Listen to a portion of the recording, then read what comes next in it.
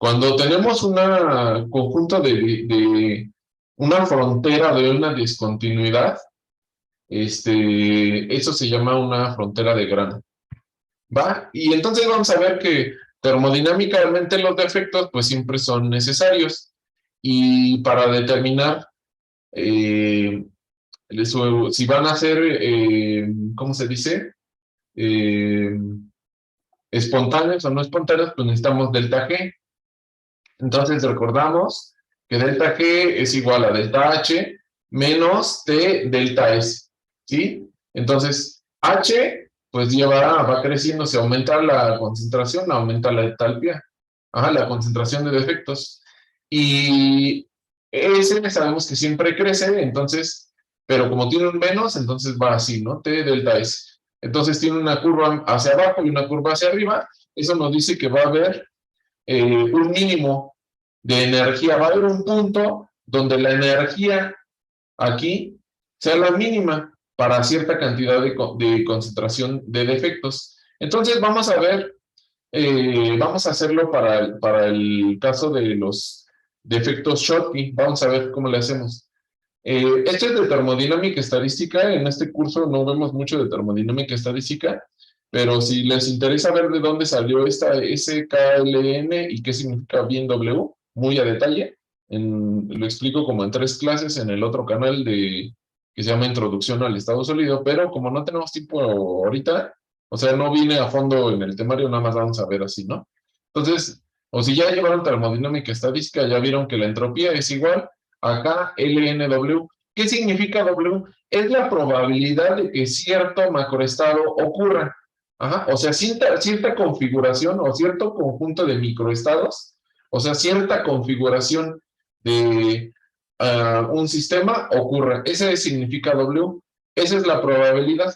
Y la probabilidad, pues, es el conjunto de todos los estados entre algo, ¿verdad? Para normalizarlo. En este caso, N va a ser el número de cationes o aniones, las posiciones de cationes o aniones a factorial entre el número de cationes o aniones, según lo que estemos estudiando, menos el defecto, el número de defectos Schottky entre, perdón, factorial multiplicado por el número de defectos Schottky factorial. Recordemos, a ver, Schottky, ¿me puede decir alguien qué es un defecto Schottky? Ya lo vimos la clase pasada. ¿Cómo se caracteriza?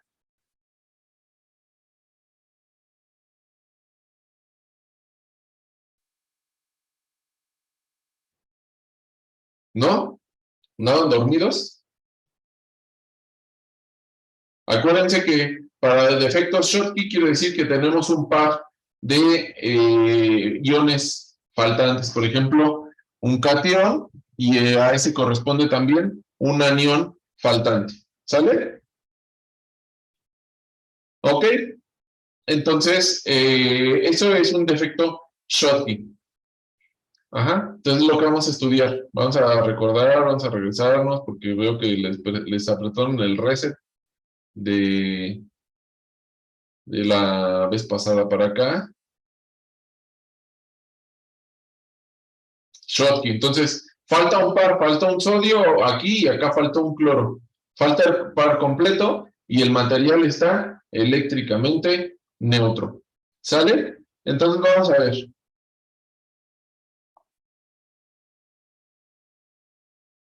Entonces la probabilidad termodinámica sería igual a la probabilidad de cationes por la probabilidad de aniones, la probabilidad total. ¿Sí? Entonces, si sustituimos esta aquí, queremos sacar la probabilidad de los cationes, de defectos en cationes, entonces sería el número total de átomos, en este caso de cationes, y el número total de cationes menos el número de defectos Schottky factorial por el número de defectos Schottky factorial. Recordamos que este número de defectos es muy pequeño. Por ejemplo, si este número n es 10 a la 12, este número n es más o menos 1. Es 1 o 2. Entonces, para el caso de los aniones es exactamente el mismo caso. ¿Sale? Para los aniones sería igual n factorial, n menos ns factorial, ns factorial, donde ns, recordamos, es el defecto Schottky, y en este caso n sería el número de posiciones atómicas. Ahora vamos a analizar en el caso de que las posiciones atómicas de los aniones y de los cationes sea igual, o sea, W y W son iguales, y entonces N debería ser igual para los cationes y para los aniones. O sea, en este caso de los aniones y de los cationes, debe de ser igual. Entonces, si hacemos eso, entonces aquí nos quedaría que el cambio de entropía de KLNW, noten que ahora puse el cambio de entropía, no puse entropía. Entonces, si quiere decir que si estamos hablando del cambio de entropía, tendría que ser desde cero al estado final, pero en el cero la entropía sería cero, entonces quedaría así. Ajá. El cambio de entropía sería delta S es igual a KLN W. También en algunos textos, si ustedes quieren buscar esto por su cuenta, se puede usar omega, la letra griega omega. ¿Sale? Entonces delta S es igual a KLN W C W A, porque vimos que son iguales. Entonces esto querría decir que como este es igual a este, y también A era igual a este, pues es esta misma expresión, pero al cuadrado, ¿verdad? ¿Están de acuerdo?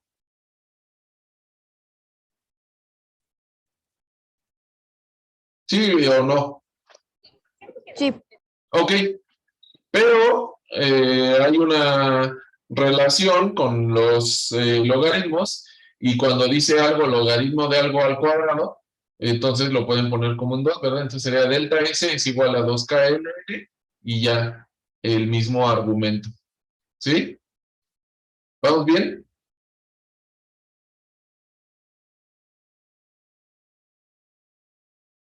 ¿Vamos bien? ¿Por qué aparece este 2?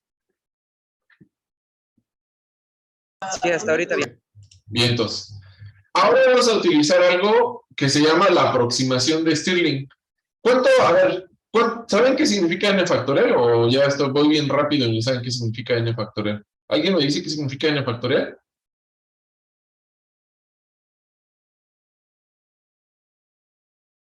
¿Nadie sabe? ¿Alguien me puede decir? ¿Un número factorial qué significa? Pues es la multiplicación de todos los números hasta ese número que tenemos factorial, ¿no? Sí, correcto, correcto, Lisbeth. Por ejemplo, 3 factorial es 1 por 2 por 3, o sea, sería 6, ¿verdad? 3 factorial es 6. 4 factorial es 1 por 2 por 3 por 4. Por ejemplo, sería 6 por 4, 24. Entonces, 4 factorial es 24. ¿Podrían poner ahí en su calculadora cuánto es 10 factorial? 10 factorial. Sería 1 por 2 por 3 por 4 por 5 por 6 por 7 por 8 por 9 por 10. ¿Podrían poner 10 factorial?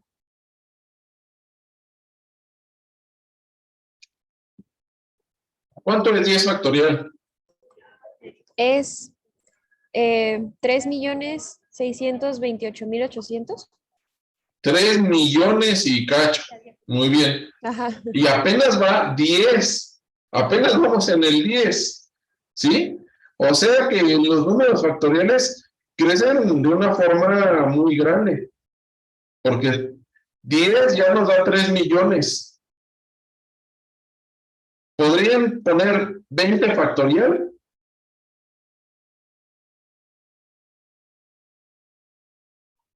Son 2.4 por 10 a la 18. Ajá, apenas vamos en el 20 factorial y nos está dando de números de 10 a la 18.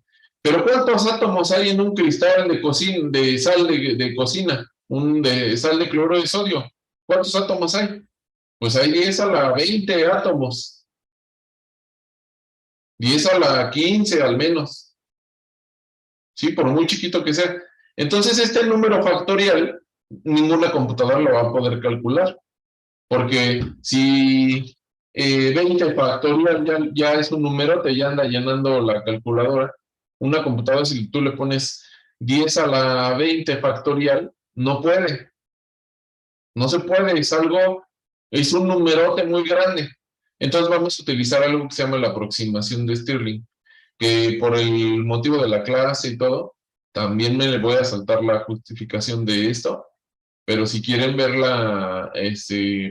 cómo llegamos a esta aproximación de Stirling y verificar que se cumple, Pueden ver el otro canal, se llama Termodinámica Estadística, Introducción a la Termodinámica Estadística, se llama la clase, es en el canal de Introducción al Estado Sólido. ¿Vale? Pero ahorita vamos a asumir que todo esto es cierto y que esta se llama aproximación de Stirling y que el logaritmo natural de A factorial es igual a logaritmo natural de A menos A. Entonces esto ayuda porque de este lado derecho ya no tiene factoriales. Entonces sí podríamos calcular un número grande aquí. Entonces vamos a hacer eso. Pero primero la vamos a acomodar, ¿verdad? Porque vamos a usar esta de aquí, esta es la misma que teníamos acá, pero el logaritmo de un número que es un argumento, que es una fracción, lo podemos separar en dos logaritmos, ¿verdad? O sea, el logaritmo natural de n factorial menos lo que está en el denominador, y lo que está en el denominador es n menos ns factorial, ns, ¿sale? ¿Aquí queda claro qué es lo que pasó? O sea, si el logaritmo natural tiene un argumento que es una fracción, podemos convertirlo en la resta de logaritmos. ¿Sale? ¿Eso queda claro bien? Sí. ¿Sí? Entonces, lo acabamos así y ahora sí vamos a aplicar la aproximación de Stirling. Bueno, aquí todavía le hice algo más, ¿no? Lo partí porque aquí es el producto esta parte de aquí es el producto de logaritmos y entonces el producto de un logaritmo es igual a la suma de logaritmos. Ajá, entonces ya nada más aquí este menos lo distribuimos para acá también. Sale. Entonces ahí está. Es esta expresión y entonces vamos a aplicar la aproximación de Stirling. Cada que vemos logaritmo natural de un número, vamos a aplicar a logaritmo natural de A menos A. Entonces, logaritmo natural de sería n logaritmo natural n menos n. Ya nos deshicimos del primer factorial. Ahora viene el segundo término. Menos, pero este término es n menos ns. Entonces, donde veamos, este sería el argumento, este sería el equivalente a. Entonces sería n menos ns, aquí un menos, logaritmo natural, siguiendo la aproximación de Stirling, del argumento n menos ns, más, aquí ¿por qué más? Porque aquí dice menos, pero aquí tiene un menos, entonces más n menos ns. Menos, vamos a seguir el siguiente término, menos logaritmo natural de ns, y entonces sería menos ns, logaritmo natural de ns, más ns. ¿Por qué más? Aquí dice menos, pero aquí tenemos otro menos, menos por menos, más. ¿Hay duda hasta aquí de cómo introdujimos esta aproximación de Stirling? Todo bien. Muy bien. Entonces tenemos estos tres términos, este y este. Ya los desglosamos, pero vamos a ver que hay muchos que se parecen, ¿verdad? Por ejemplo, aquí tenemos menos n, y aquí tenemos otro menos n, y aquí tenemos más n. Ajá, y luego aquí tenemos ns, menos ns, más ns. Entonces podemos reducir algunas cosas. Y ya reduciendo, entonces, este ns y este más ns sería, perdón, este no es, este menos y este más da 0, y este n y este n también da 0. Entonces ya nada más nos quedaría n logaritmo natural de n menos n menos ns, que es este término, por logaritmo natural de n menos ns, que es este término, menos ns logaritmo natural de ns, que es este término. Y esto sí lo podemos calcular, porque un número grande y logaritmo natural de un número grande, nada más nos da, por ejemplo, 23, 30, nos da el exponente, ¿verdad? Entonces, esto sí se puede calcular, esto también se puede calcular. Este es un número pequeño, ¿verdad? Les acabo de decir que hay bien poquitos defectos. Por ejemplo, si en el cloruro de sodio, si tenemos 10 a la 12, más o menos, átomos, nada más hay un defecto por cada esa cantidad de átomos. Entonces, si tenemos un número grande multiplicado y le restamos un número chiquito, ¿afecta o no lo afecta al número grande?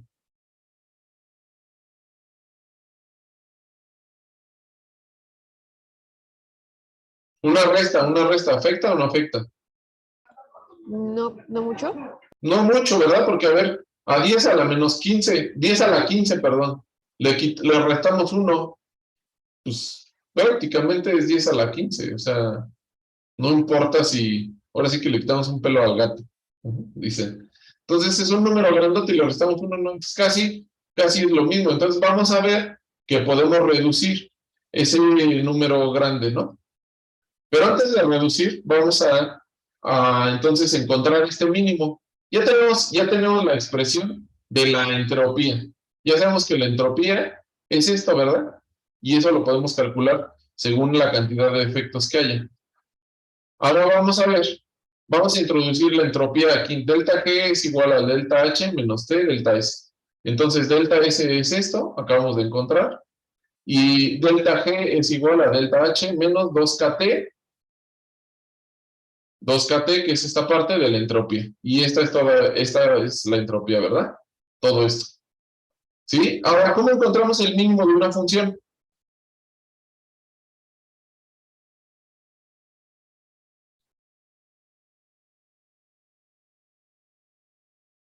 ¿Cómo ¿Con su encontramos? derivada?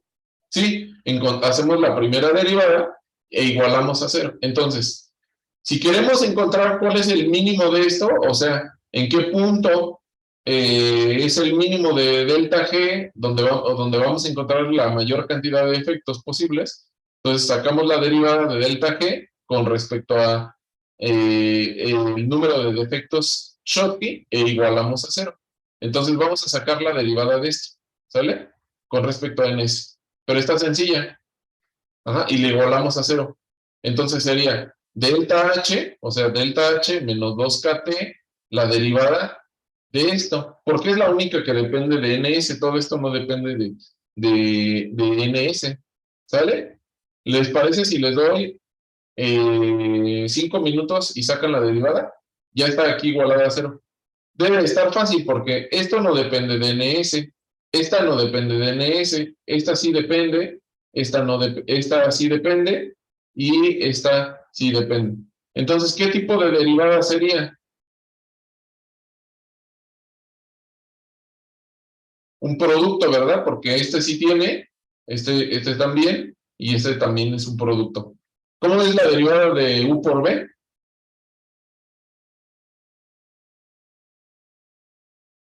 Alguien que me diga la derivada de u por b.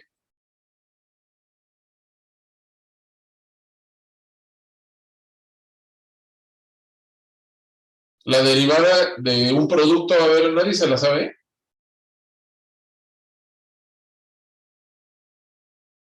Sería la derivada del primero por el segundo sin derivar. Ah, muy bien. Lo pusieron en el chat. Sí, correcto, correcto.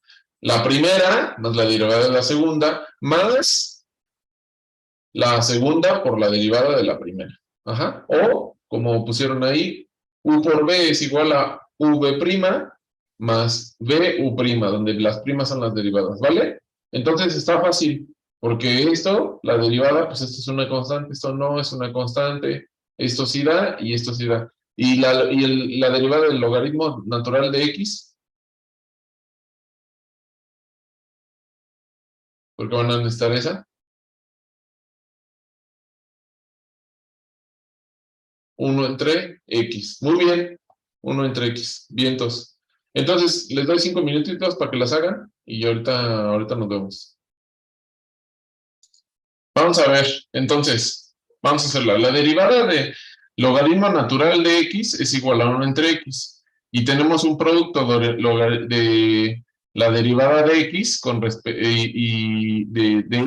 derivada con respecto a X del producto de X por logaritmo de natural de X. Y eso es igual a 1 más logaritmo natural de X. ¿Sale? Entonces vamos a aplicarlo.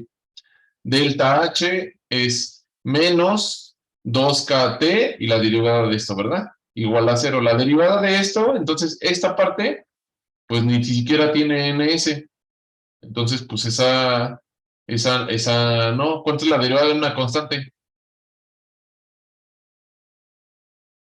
0. Las vean una constante 0. Y luego entonces viene la siguiente parte. Entonces le salió esto, logaritmo natural de n menos ns, o sea, esta parte sería la primera por la segunda, más la segunda por la primera, y entonces quedaría logaritmo natural de n menos s más 1 menos logaritmo natural de ns menos 1 igual a 0. ¿Le salió? ¿Así les quedó? Sí. Muy bien. Listo. Pero entonces vamos a despejar la entalpía.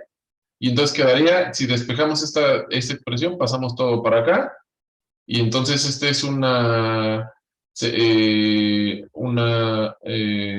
diferencia de logaritmos.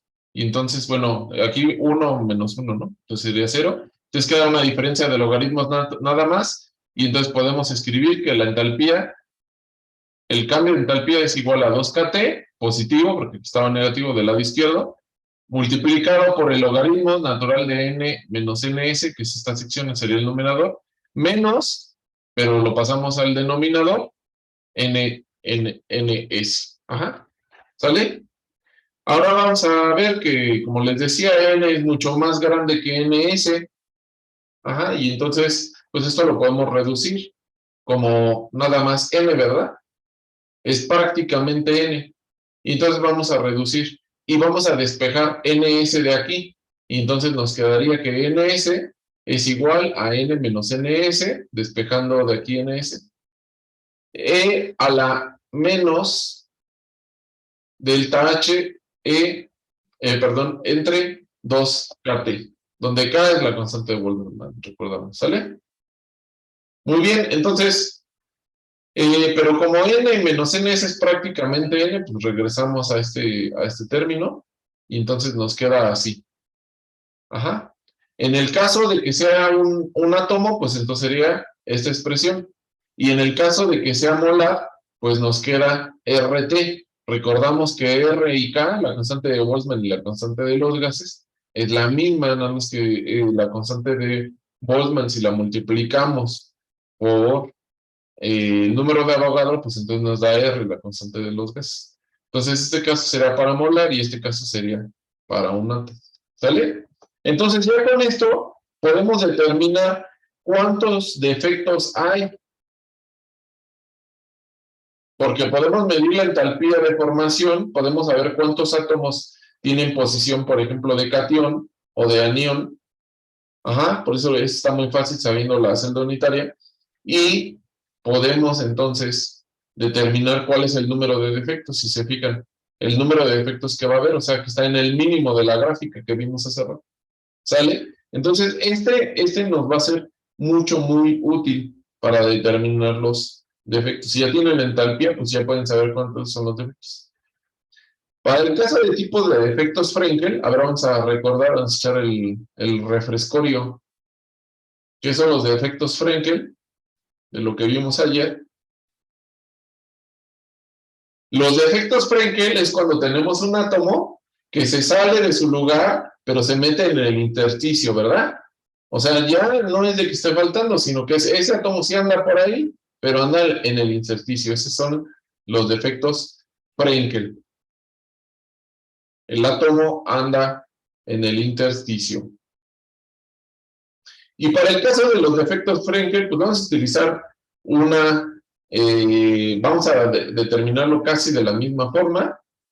Ajá. Pero aquí nos queda, en vez de n, nos queda n por ni, donde i es el número de sitios intersticiales. Ajá. N por ni, raíz cuadrada, y si se fijan es casi la misma expresión. Todos los procesos de la naturaleza vimos que requieran algo de energía de activación, tienen esta expresión, E elevado a una energía entre 2kBt. Esa misma expresión nos salió para el caso de conductividad. Y seguramente los que llevan cinética o ya llevan cinética también ven que esa expresión de E a la energía entre 2kBt es válida. Esa es la expresión de Arrhenius. Todos los procesos de la naturaleza que tengan energía de activación tienen esa expresión y funciona. ¿Va? Entonces, si es de tipo Frenkel, utilizan esta. Si es de Schottky, utilizan esta. ¿Vale? Vamos a ver algunas entalpías de formación para compuestos. Para aquí en electronvolt, vamos a dejarlo así, todos vamos a comparar electronvolts. Entonces, estos son de tipo Schottky. Lástima que no viene del mismo material. No, no viene. Pero todos son compuestos binarios. Y bueno, no hay mucho de qué concluir aquí. Vamos a ver una CL. No, no podemos comparar. Bueno, vamos a dejarla aquí con esto de los defectos. ¿Hay alguna duda con esto de los defectos? De momento, profe. De momento no, profe. Muy bien. Vamos a ver otro tema del temario.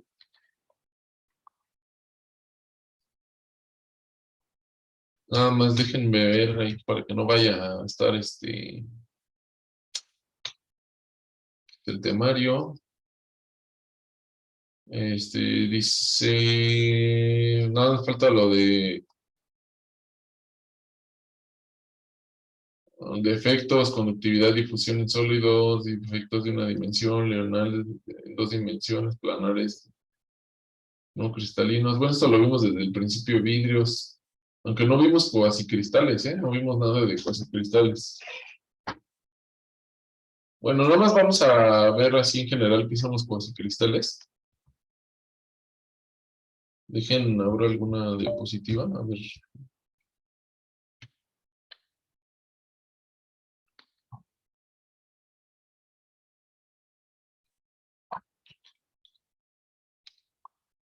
Ninguna de cuasicristales.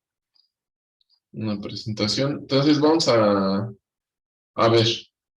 Entonces, habíamos visto que, por ejemplo, el vidrio, sigue grabando, sí. El vidrio es óxido de silicio, pero está desordenado. Y el cuarzo es también óxido de silicio ordenado. Pero se han preguntado, ¿habrá algo en medio? Algo que está medio ordenado y medio no tanto ordenado. Bueno, vamos a ver. Está, por ejemplo, los polímeros son desordenados, ¿no? Por ejemplo, tienen ramificaciones de peine y de cepillo, etc.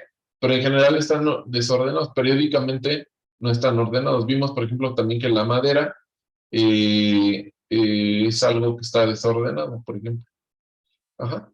Entonces, había un señor bueno, todavía existe más bien, se llama Sheckman. De hecho, si no mal recuerdo, ganó el premio Nobel.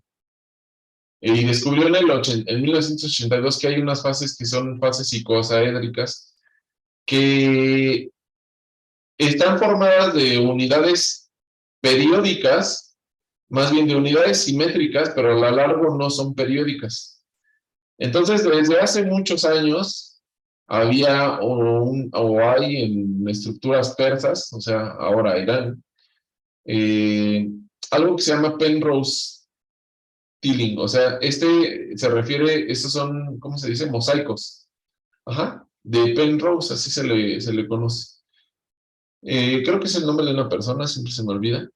Y entonces, vamos a ver, si se fijan, este mosaico está formado nada más con una estructura, un rombo verde y un rombo azul. Pero si se fijan, en realidad no es periódico. O sea, aquí vamos a poner el rombo azul y el rombo verde, rombo azul y el rombo verde. Pero aquí alrededor eso no lo podemos repetir.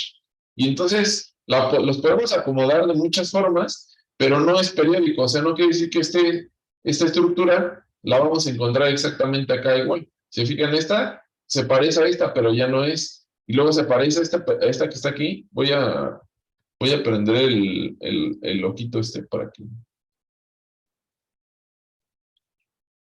Pero ya no es, o sea, no es igual a y no es igual a y no es igual a y ya no es igual, y no es igual.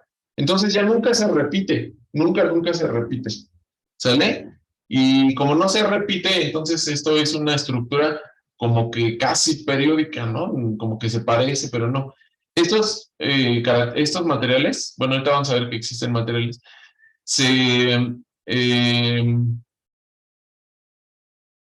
se va a presentar con simetría de 5, de rotación de 5. Si se fijan, ¿se acuerdan que vimos que los que tienen rotación de 5, cuando vemos simetría, No aplica en el estado sólido, pero en el caso periódico.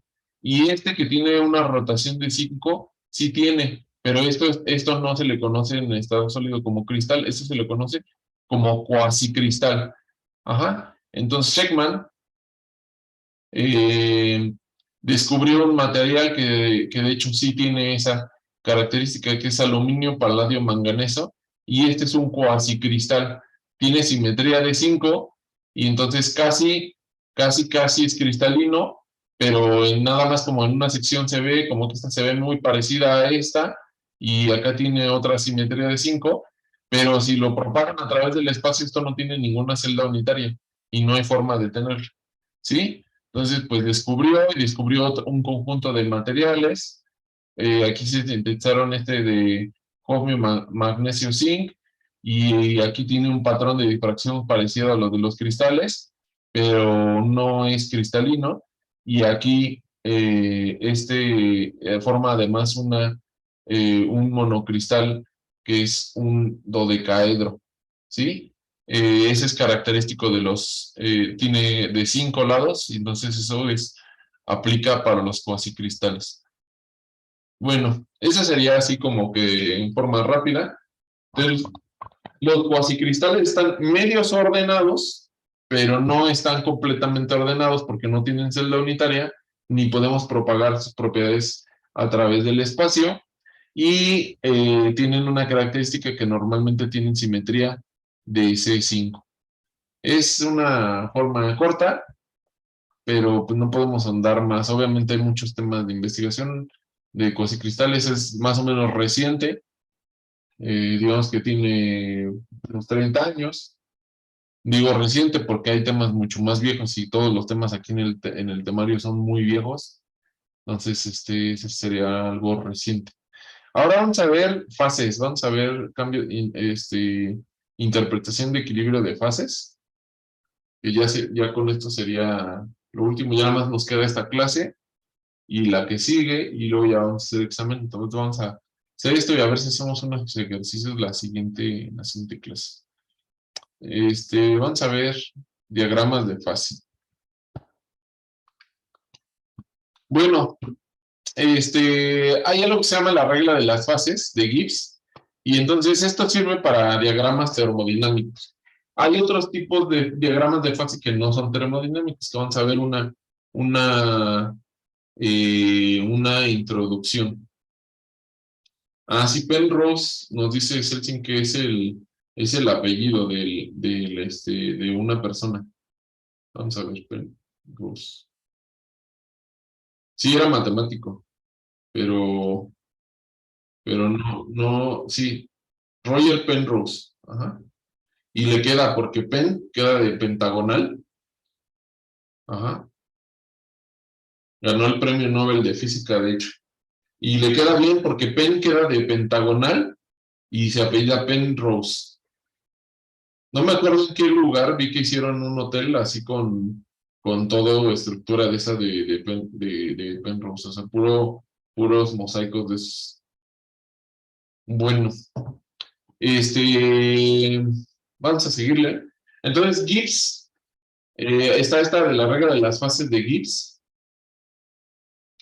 Y entonces vamos a escribir F como los grados de libertad, C el número de componentes, y C el número P el número de fases. Y entonces los grados de libertad va a ser C menos P más 2.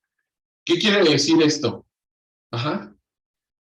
Los grados de la libertad nos va a decir como que si podemos cambiar la presión o podemos cambiar la temperatura y vamos a seguir en la misma fase. Ajá. Entonces, normalmente, cuando hablamos de diagramas termodinámicos, cuando estamos hablando de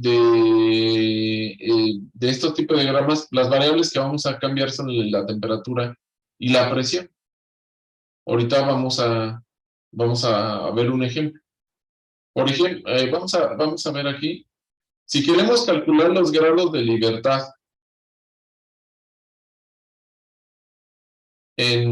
por ejemplo, en el punto B, ¿Cuántas fases hay alrededor del punto B?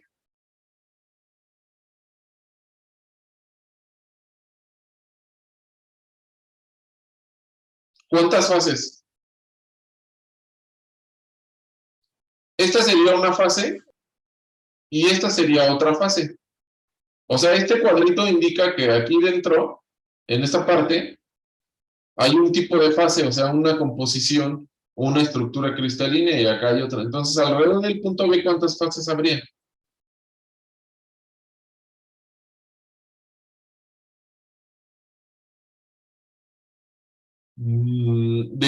Únicamente este punto B, donde estamos aquí. Tú Dos estás fases, viendo, ¿no? creo que es, ajá, hay dos fases. Sería esta fase de arriba y esta fase de abajo. Creo que es el que estaba viendo, por ejemplo, aquí. Pero aquí nada más hay dos fases. Esta de arriba y esta de abajo. ¿Sí? Entonces el número de fases sería 2. El número de componentes aquí de las variables sería la temperatura y el porcentaje. Si queremos incluir la presión, podemos incluirlo, pero aquí no estamos viendo cómo varía la presión hacia nosotros, en profundidad o en altura. Entonces, así como está dibujado el diagrama, solamente son 2. Entonces sería 1 y 2. Y entonces dice la fórmula que el número de fases menos el número perdón, el número de componentes menos el número de fases serían 2 menos 2, 0, más 2. Y entonces los grados de libertad son 2. Eso quiere decir que ¿qué tengo de grado de libertad? Nomás le puedo medir menos porcentaje atómico o mayor porcentaje atómico para que se siga manteniendo las características de este punto. Si yo le subo o le bajo la temperatura, pues entonces ya estoy cambiando de una fase a otra. En este caso, por ejemplo, en el punto A, las fases que tiene ahí son, la fase que tiene ahí sería 1, ajá, una sola, menos 2 que tiene temperatura y porcentaje sería 1 y menos 2 en total.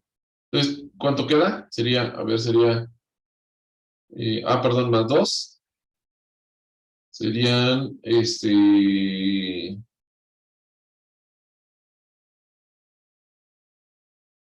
una fase, serían 3 grados de libertad, ¿no? Ok. Ahora, vamos a ver cómo leemos este diagrama, cómo lo interpretamos. Entonces, este diagrama dice que tiene porcentaje de níquel aquí, ajá, y aquí es porcentaje en peso de níquel. Entonces, esta parte es atómica, la del eje X, y esta sería la temperatura. Entonces, vamos a ver nada más a un porcentaje de níquel cuando el níquel es porcentaje de níquel 0, y tenemos, dice aquí que aluminio. Entonces, vamos a subir la temperatura sobre esta línea.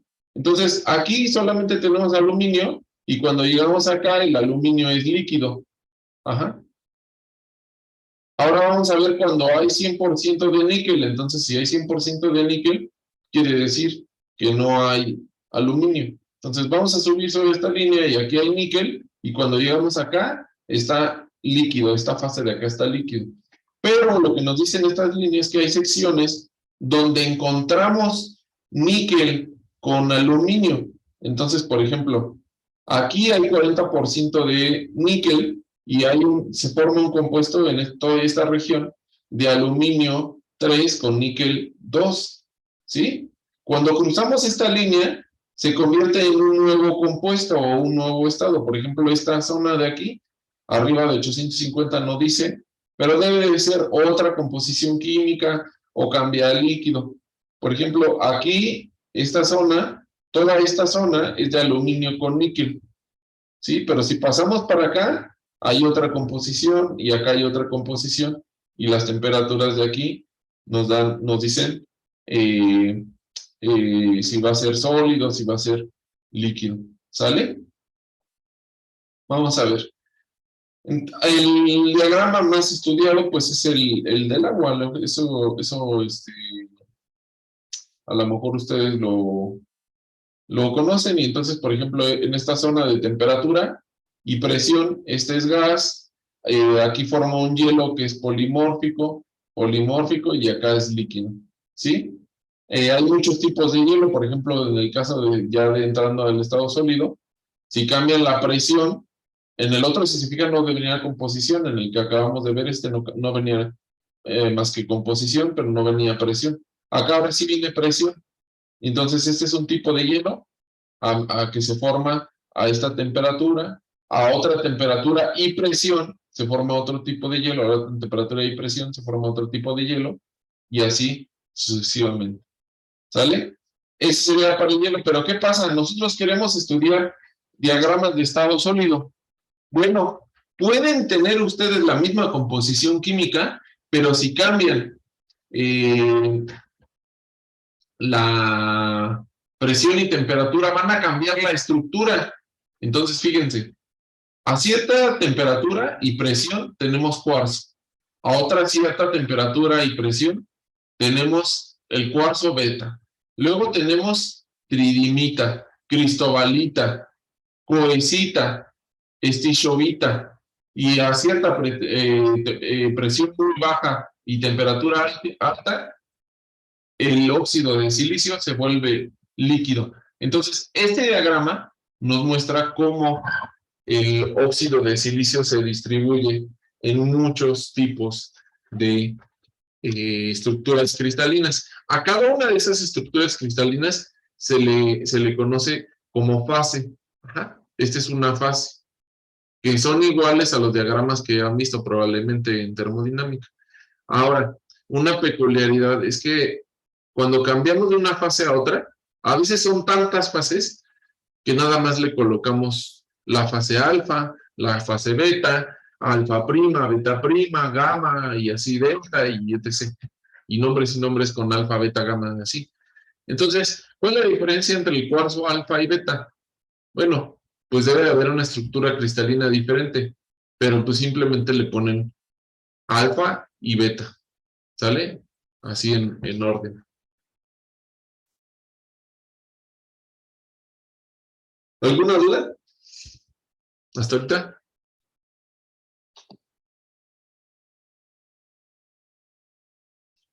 ¿Nada? Todo bien. Muy bien. Bueno, yo tengo una duda. Aquí es donde también entraría lo que vimos del charge ordering. Sí, pero ahorita vamos a ver ese tipo de diagramas. Ah, bueno. Porque hasta ahorita han sido todos termodinámicos, pero ahorita vamos a ver que hay otros que no son termodinámicos. ¿Sale? Otro punto importante es aquí el punto eutéctico. El punto eutéctico es el mínimo punto posible de temperatura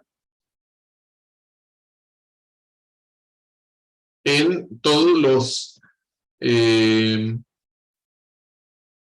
en todas las combinaciones posibles de composición. En este caso, el mínimo punto de temperatura en todos los, o sea, aquí hay composición de A hasta B, ajá, y el punto mínimo de temperatura de fusión está aquí. Este no sería porque es un punto máximo. Y se fijan, punto de fusión, entonces quiere decir entre líquido y sólido. Entonces, entre líquido y sólido sería este. Y este es el punto mínimo de temperatura. Ahí se lo vamos a conocer como el punto eutéctico. ¿Sale? Es el punto mínimo de temperatura en todos los rangos de composición.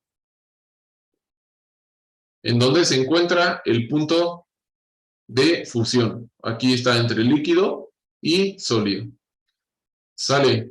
¿Dudas? ¿Queda claro eso del punto eutéctico?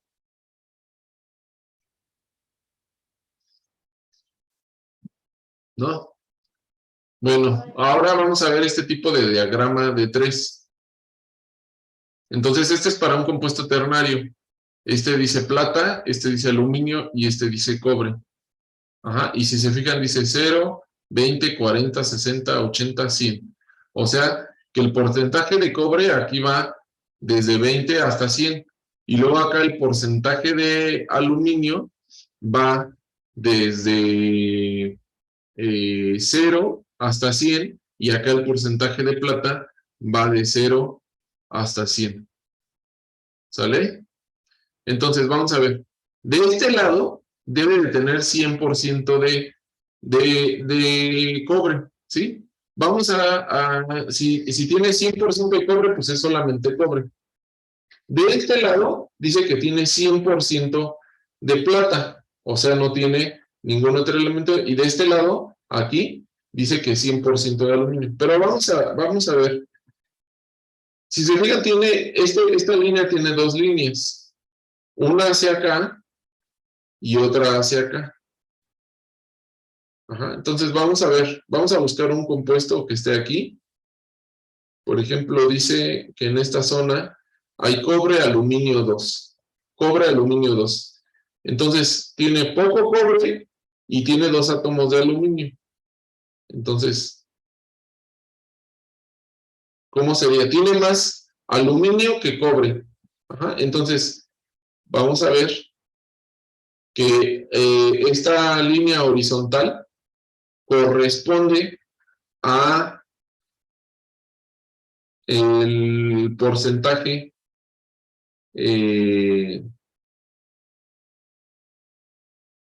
perdón, no es la línea horizontal, es esta línea que está aquí, porcentaje de cobre. ¿Cómo sabemos? Bueno, pues vamos a utilizar, si aquí está el 0 para el aluminio, entonces sería 0, 10, 20, 30, 40 y así. Entonces, de donde esté el 0, donde encuentren ustedes el 0, la siguiente línea, que forme este triangulito, sería la de 10. O sea, no es la línea horizontal, sino que es la que viene del 0. En este caso, para la del cobre, ¿cuál sería la línea? Es esta. Esta sería 10, 20, 30, 40, 50, 60. La línea que venga del 0. O sea que sería como la normal o no es la normal, o sea que viene de 0. Entonces, 10, 20, 30, 40. En este caso, desde el aluminio, ¿cuál sería? Pues esta horizontal sería 10, 20% de aluminio, 30% de aluminio, 40% de aluminio. Entonces vamos a ubicar un punto, por ejemplo, aquí, este punto de aquí. ¿Me pueden decir qué porcentaje tiene de cobre, de aluminio y de plata? Este punto que está aquí.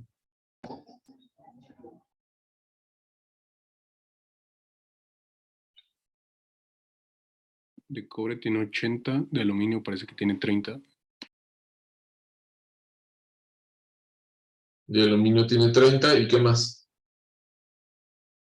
De cobre es de 80 y de plata es 20. De cobre es 70, ¿no? Sí, no podría tener 80, ¿no? A ver, espérame.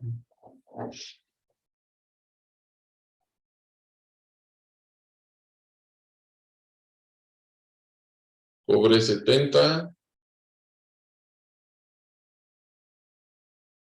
Ya, ese punto, ¿no? ¿Se refiere? Sí, ese punto de aquí. Hay algo que les dije mal. No es la línea que viene de aquí. Es la línea que es paralela a la del 0. Al eje. Entonces, por ejemplo, a ver, espérenme. Sí, está bien. Sí. Esta línea es la de 10. Esta es la de 20, esta es la de 30, esta es la de 40, 50, 60, 70, 80, 90 y 100. Entonces, este punto que está aquí, perdón, estábamos en este, ¿verdad? De cobre tendría 70%. La línea que es paralela al eje, entonces sería esta. Entonces es 70. Luego la línea paralela que sería del aluminio. Entonces sería 0 y sería el eje que es paralelo sería este de aquí.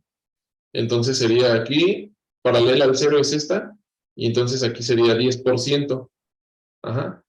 Y paralela al 0, esta es la línea del 0, y paralela sería esta, y entonces tiene 20% de plata. Y entonces este tiene 70% de cobre, 10% de aluminio y 20% de plata. Ahora sí suma 100, ¿verdad? Sí. Sí, nuevamente vamos a repasar. La línea son las líneas paralelas al 0, al eje del 0. Entonces, esta es la de cobre, aquí está. La línea del 0 es esta, y entonces vamos a contar las líneas paralelas al 0. Sería esta, 10, 20, 30, 40, 50, 60, 70, 80, 90. Ahora, nuevamente, para el aluminio, ¿dónde está el 0? Aquí está. El eje del 0 es este. 0, 1, 2, entonces será la 10, 20, 30, 40, ¿sí? Y ahora la línea del 0, entonces la línea para la plata, la línea del 0 es esta, y entonces las líneas paralelas a 0 son 10, 20, 30, 40, 50, 70, 80, 90, 100. Vamos a hacer otro ejercicio. Aquí, podrían determinar, no, está cerca. Aquí, ¿podrían decirme la composición de este punto?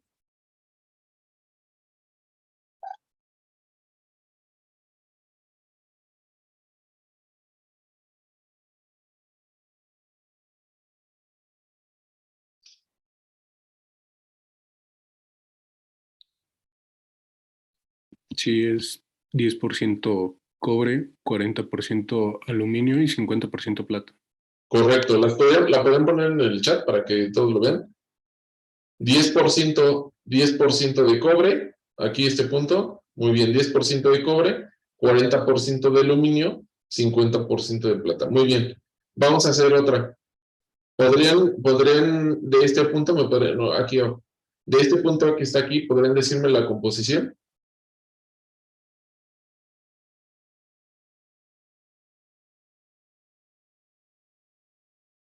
¿50 cobre, 40 aluminio y 10 plata? Y 10 plata. Muy bien, lo pueden poner en el chat para que todos vean. Entonces, 50% cobre, 40% aluminio y 10% plata. ¿Sale? De hecho, estos diagramas a mí me gusta mejor hacerlo con colores para evitar confusión, pero normalmente en los libros viene a blanco y negro. Entonces, la línea paralela del 0. Vamos a ver, por último, este ejercicio. Aquí este punto, ¿cuál sería?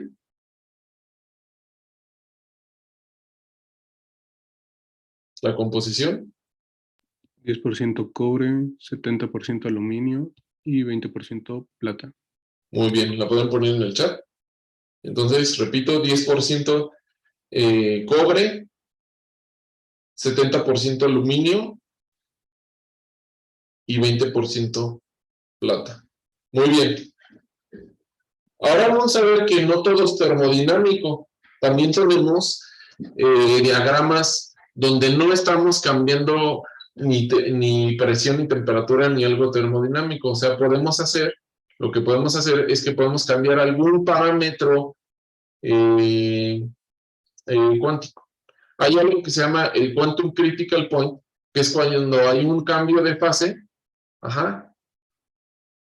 y no hemos cambiado la temperatura. Eso puede pasar cuando, por ejemplo, cambiamos la composición y hay un cambio de fase sin haber cambiado la temperatura. Aquí en este Quantum Critical Point nunca estamos cambiando la temperatura. De aquí para acá está cambiando. Podemos cambiar la presión, por ejemplo, o algo, pero nunca cambia la temperatura. ¿Sale? Que es este punto. Por ejemplo, aquí este es un ejemplo de un estado desordenado y pasa a un estado ordenado cuando cambian la presión, pero la temperatura nunca cambia. Y es a T a la T0, a la mínima temperatura. ¿Sale? Ahora vamos a ver, por ejemplo, aquí tenemos temperatura contra campo. y es un material, y es el material alfa, cobalto, vanadio 2, oxígeno. Y vamos cambiando la temperatura y vamos cambiando el campo magnético. Resulta que esta temperatura es antiferromagnético, este es paramagnético, acá hay un crossover con ferromagnético, y aquí hay una sección donde es ferrimagnético. Entonces ya dejamos de lado los casos termodinámicos, sino que también podemos cambiar otras propiedades, aunque no sean termodinámicas. Ajá. Ahora vamos a ver, por ejemplo, este caso, este es de temperatura y campo magnético, y aquí dice que en esta sección es una fase, la fase, ¿qué dice aquí? Bueno, a ver, este es antiferromagnético, se supone que es este. No puse el artículo donde lo saqué. 2.11. Es que no lo encuentro donde dice fase 3 y así.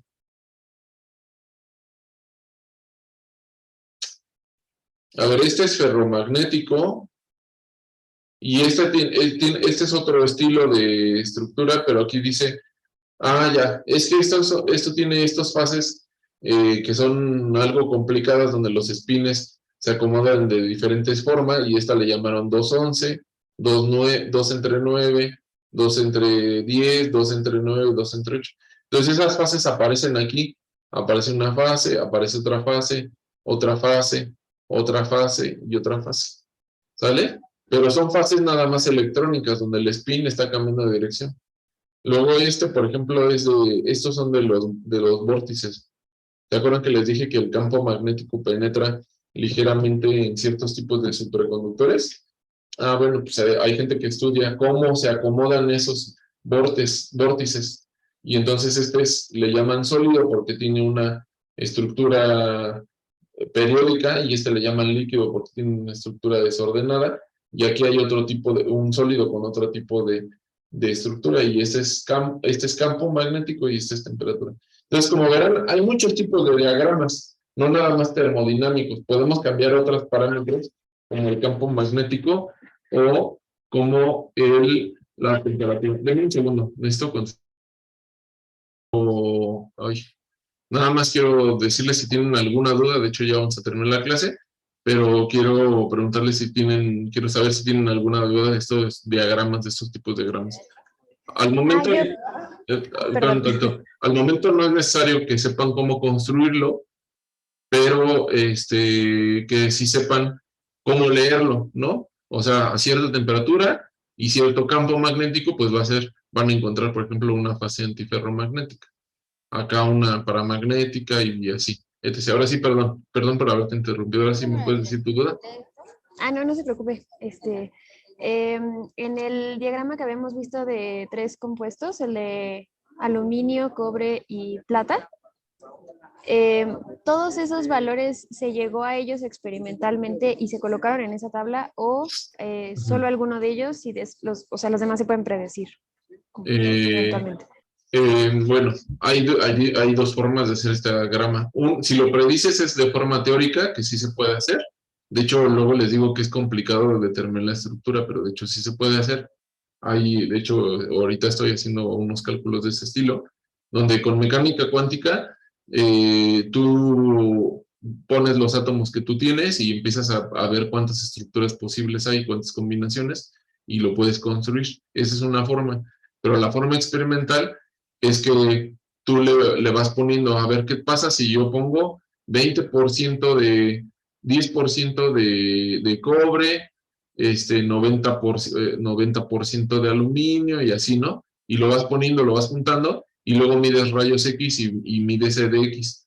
Ajá. Entonces ves la composición y así son miscibles y tiene tal estructura cristalina con rayos X y así, y punto por punto. O sea, haces un montón de síntesis, 1, 2, 3, ajá, y ya dices, pues lo que está aquí adentro, pues debe quedar parecido, ¿no? Porque de aquí a acá no hay cambio, pues aquí también debe de ser lo mismo. Entonces, esa es una forma. Si tienes unos rayos X a la mano y tienes el material, pues te pones a hacer las muestras 1, 2, 3, 4, 5, 6, 7, 8, 10 y así cada punto es una muestra. Y lo mides rayos X y le mides CDX para ver la composición en el microscopio y ya formas el diagrama. La otra es hacer el cálculo. Obviamente el experimento manda, ¿no? El cálculo te puede decir una cosa, pero si el experimento dice otra, pues esa es la campeona. ¿Sale? Ah, ok, gracias. Perfecto. Ujú. Una pregunta. Sí. Y, por ejemplo, de este diagrama, ¿todas las composiciones serían útiles o nosotros veríamos alguna que sea más útil, no sé, dada Pues es cierta que en realidad todo característica? puede ser útil, ¿no? O sea, suponte que es una aleación para automóviles y resulta que una tiene mayor dureza que la otra. Y dices, no, pues mejor uso esta composición. Pero imagínate que a ti no te interesan los automóviles, pero tú lo que quieres hacer es un dopaje electrónico para utilizar esa aleación para un dispositivo electrónico. Y dices, no, pues sí, pero a mí no me interesa esa, a mí me interesa esta porque a lo mejor esta de aquí es superconductora y a lo mejor esta de aquí es semiconductora y a lo mejor esta que está acá tiene color rojo y la puedo usar como un colorante para maquillaje o a la puedo usar para tintes de ropa y así, ¿no? O sea, todas son importantes, nada más que tienen diferentes propiedades.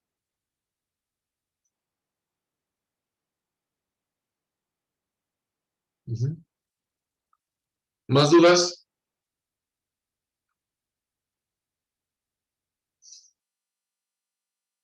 ¿No? Pues si no tienen más dudas, nos vemos la siguiente clase, la siguiente semana. Que tengan un buen cierre de semana, échenle ganas, ya está acabando el semestre y pues a cerrar con todo. Ah, perdón, profe, no Sí. es de los temas que vimos hoy, sino ¿podría repetir cómo estaría organizada todas las actividades que nos queda? O sea, la exposición, el resumen, el examen. Pues ya nada más Eh, la siguiente es la exposición, ya terminamos el temario. O sea que el lunes sería la No, exposición. a ver, es lo que No es me cierto, dijeron. perdón, el miércoles, porque el examen es largo, el examen no es así, perdón. El examen, a ver, ya, bueno, lo voy a grabar para subirlo. El examen no es así como de ciertos, de que tienen 10 minutos o 1 hora para hacerlo, sino que lo voy a subir en el jueves y ya tienen bueno, lo voy a subir el viernes y tienen una semana para entregarlo. No, a lo mejor lo subo el jueves para terminar de calificar el viernes. Entonces, el miércoles son las exposiciones y ya la siguiente clase a lo mejor les doy un repaso o otros temas, ya acabamos el temario. Entonces nada más les doy algo de otros temas y ya. Pero el miércoles son las exposiciones. Media clase de lunes, mejor, media clase de lunes la voy a utilizar para las exposiciones, porque luego no terminamos. ¿Va? Media clase de lunes para las exposiciones, el miércoles seguimos con las exposiciones y ya me entregan el examen el jueves. El examen, ¿se acuerdan que les digo? Es largo. ¿Va? O sea, lo hacen ahí con la comodidad de una computadora y analizan los datos y etc. ¿Va? Profesor, Sí, entonces el examen lo sube el próximo jueves. mañana Ah, ok, jueves. mañana y lo entregamos el próximo jueves. Sí, ajá. Ah, ok. Y otra pregunta, ¿ya saben qué día nos tocarían hacer los finales? Sí, ya sé, pero no me sé el día. A ver, dame un segundo. Ok.